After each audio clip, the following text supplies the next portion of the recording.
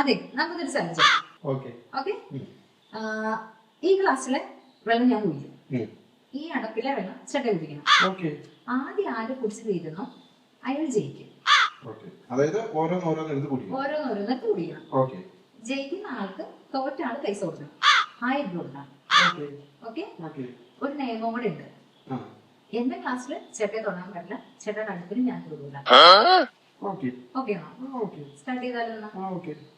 Okay, ready? 1 2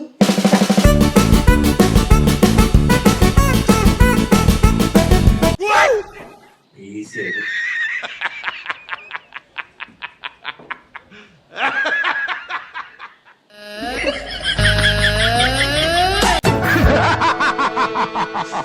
പൈസ ചീച്ചിങ്ങല്ലേ?